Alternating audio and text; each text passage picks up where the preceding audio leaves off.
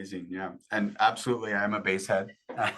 There you go. Jungle drum and bass, just I love it. And I think what's been so fascinating as I discovered electronic music more, I was always exposed to through my father. So people like Michael Field and Jean-Michel Jarre and sort of Yes. early pioneers in electronic music, really experimenting with frequencies and different instruments in new ways.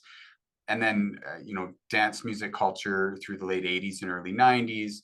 I've always found it fascinating that we have these themes within electronic music or dance music, tribal, trance, things that have come out of our history with music, the way that our ancestors used music, and now we're recreating it in a modern era. And there's something about that state that you get into, in a Mm. club, in an electronic music performance, where you begin to flow to the music, you begin to feel those frequencies, the freedom. You mentioned the freedom of tap, and that being able to go with the music, and the freedom of so many forms of dance, being able to really feel the music and move your body the way that your body wants to move to it, being rejuvenating, regenerating, having that effect on your emotions, your mood. I've had very strong emotional responses to certain, breaks in a song, right? You Yes. raise that certain level, and I think that's, musicians know that. The good DJs, they know that. They bring it up to that point, and they're working everybody up to that point to give that huge emotional release that we need, but we don't seek every day. And I think that's a real challenge of a lot of people's relationship to music is they don't understand how they can use music and sound to create that emotional release, or to create that freedom of emotion and feeling within themselves. 100%. And I love what you said because it shows again how the power of sound is so it's so fascinating how it can reach out to a mass.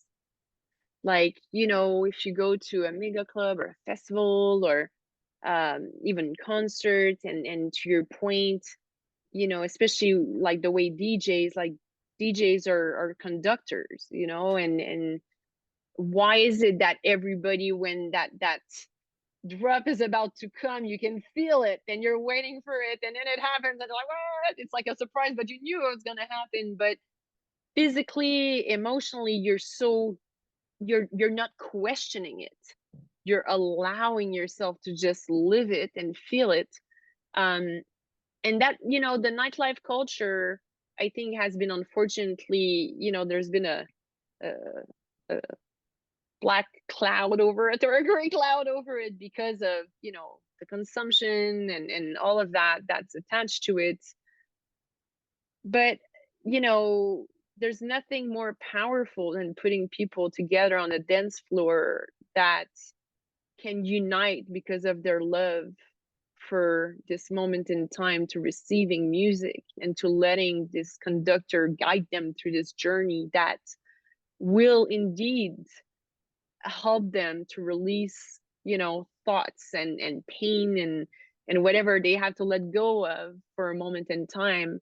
I think it's very important to recognize and remember that mission that those sanctuary had. And you were talking about churches, the same thing.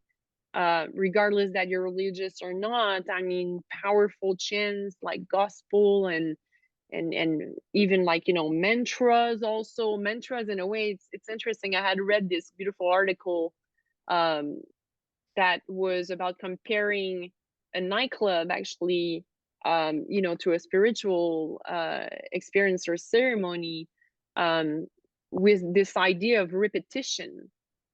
A mantra, you're gonna say the same thing over and over and over, and you're getting into this kind of zone where, magic happens. You can get thoughts. You can suddenly, connect with a part of your brain that perhaps you haven't connected for a minute.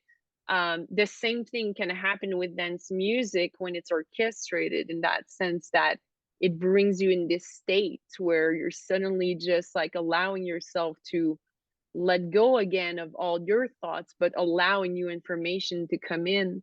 So there's really a fascinating way to approach and to perhaps rediscover dance music. And there's so much unbelievable music out there right now, and tracks that have been, to your point, showcasing tribal, either spiritual or not, just vibes, or drummings and different instruments from different parts of the world also.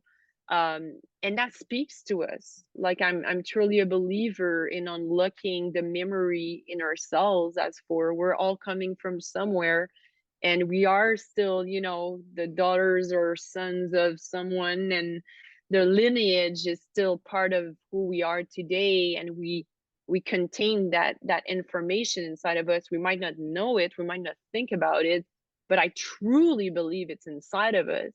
And I think for me with tap, maybe it unlocked that also, perhaps at an earlier age. For other people, it's going to be, perhaps just eventually listening to this track that's playing on the radio, and that brings them somewhere. It's like, hey, I feel connected to this to this rhythm. Why is that? Or if you play djembe or drums or percussion, or there's so many beautiful ways, I think, to explore and to see what resonates with us and how far this brings us also, um, on a cerebral but also physical level. Yeah, yeah, absolutely.